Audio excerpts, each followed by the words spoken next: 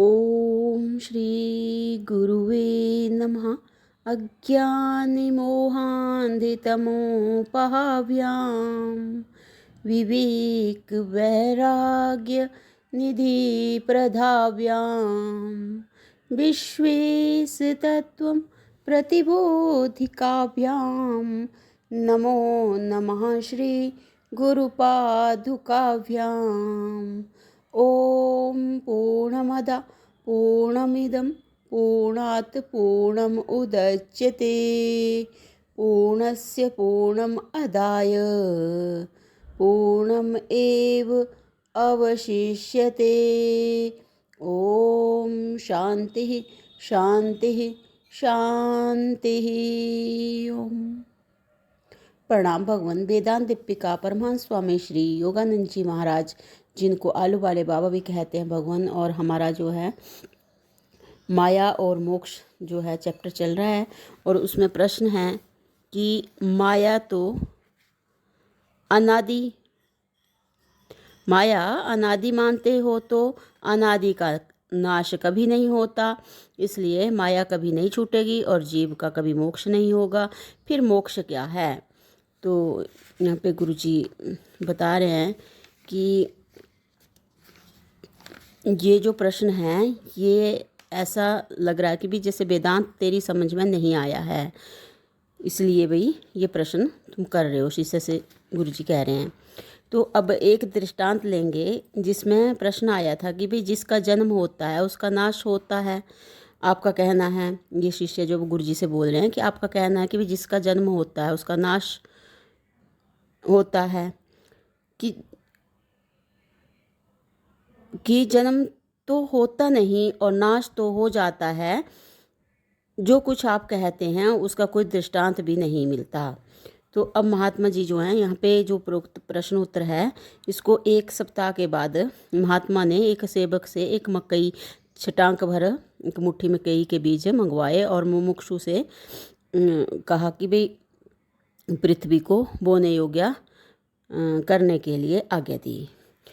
उसने आज्ञा अनुसार 3 दिन में कूड़ा करकट निकाल कर पृथ्वी खोद कर मुलायम कर दी। महात्मा ने मकई के बीज मुमुक्षु से मंगवाए और अंगीठी में आग सुलगा कर उनको भून कर मुमुक्षु से कहा, यह बीज बोने के लिए हैं। उनको सर्दी लग गई थी, मैंने उन्हें भून लिया है। इस क्यारी में ये बोए जाएंगे। मुमुक्षु ने कहा, महाराज कहीं भुना हुआ अन्न भी उगता होता। ये प्रश्न किया मुमुक्षु ने कि कहीं भुना हुआ अन्न भी उगता होता। तो महाराज ने कहा, वाह क्यों नहीं उगता, इन्हीं को बोएंगे। मुमुक्षु यह सुनकर स्तब्ध हो गया, महात्मा के सामने बोल ना सका। मन में विचारने लगा, महात्मा जी की बुद्धि कैसी हो गई है। एक छोटा बालक भी समझ सकता है कि भुना बीज कभी नहीं उगता। खैर देखें क्या होता है। तो महात्मा ने उन्हीं भुने बीजों को जो है बुवा दिया और मुमुक्षु को रखवाली करने और योग्य समय पर जल देने का काम दिया गया। जब जल की आवश्यकता होती तो मुमुक्षु से एक कुएं में से जल खींचकर दिलवाया जाता। मुमुक्षु का सब श्रम व्यर्थ जाता था, परंतु महात्मा की आज्ञा पालन किया करता था मुमुक्षु, और मन में दुखी होकर कहा करता, बीज भून कर बोए हैं और इतनी सेवा कराते हैं। बीज बोए और हुए एक जो महीना हो गया। आसपास के खेतों में मकई के पेड़ बड़े होकर भुट्टा देने के लायक हो गए, परंतु महात्मा के मकई के खेत में अभी तक कुछ नहीं था, हरियाली तक भी नहीं दिखती थी, क्योंकि मुमुक्षु झाड़ फूस की नराई कर दिया करता था और मकई अभी तक उगी ना थी। जल देते हुए 1.5 महीना हो गया। सब खेतों की मकई आ गई, परंतु महात्मा के खेत में कुछ भी ना था। महात्मा ने मुमुक्षु से कहा, सब खेत की मकई आ गई, अपने खेत की भी तोड़ ला। तो मुमुक्षु ने कहा, महाराज आपकी आज्ञा अनुसार मैं बराबर जल देता रहा हूँ, परंतु आपने बीज भूनकर बोया है, भला वह कैसे उपजे? भूनने से उसकी उगने की जो शक्ति है वो नाश हो गई। खेत में तो कुछ भी नहीं है, मकई कहाँ से तोड़ लाऊं? तो महात्मा ने कहा कि जा देख तो सही। तो मुमुक्षु ने कहा, महाराज मैं रोज देखता हूँ, आपकी आज्ञा अनुसार अब भी जाता हूँ। इस प्रकार कह मुमुक्षु खेत में गया, वहाँ कुछ ना पाया। तब लौटकर नम्रतापूर्वक महात्मा से कहने लगा, महाराज वहाँ मकई तो क्या कुछ भी नहीं है। हाँ, मैं रोज जल देता था, इस कारण पृथ्वी गीली है। महात्मा ने आश्चर्य मानकर कहा, क्या सच कहता है? क्या मकई नहीं हुई? मुमुक्षु ने कहा, नहीं। महात्मा ने कहा, कैसे आश्चर्य की बात है, बता मकई कैसे होती है? मुमुक्षु ने कहा, खेत में बोने से। तो महात्मा ने कहा कि तूने भी तो खेत में बोई थी मकई।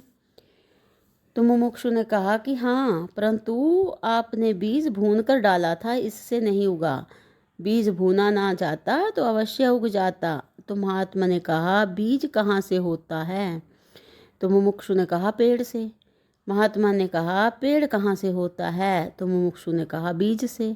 तो महात्मा ने कहा, बीज कहाँ से होता है? तो मुमुक्षु ने कहा, पेड़ से। तो महात्मा ने कहा, तब उसका कुछ आदि भी है? तो मुमुक्षु ने कहा, जब से जगत है तब से ही बीज और पेड़ है। महात्मा ने कहा, जगत कैसा है? मुमुक्षु ने कहा, माया का है। महात्मा ने कहा, माया की आदि है। माया की आदि है? मुमुक्षु ने कहा, नहीं। तो महात्मा ने कहा, क्या बीज और पेड़ की आदि है? मुमुक्षु ने कहा, नहीं। महात्मा ने कहा, मकई के बीज की आदि है? तो आदि है या नहीं, ये महात्मा ने कहा। तो मुमुक्षु ने कहा, नहीं। महात्मा ने कहा, मकई के बीज की आदि है या नहीं? तो मुमुक्षु ने कहा, नहीं। महात्मा ने कहा, अंत भी है या नहीं? तो मुमुक्षु ने कहा, भगवान अंत भी नहीं होता, परंतु भूनने से अंत हो गया।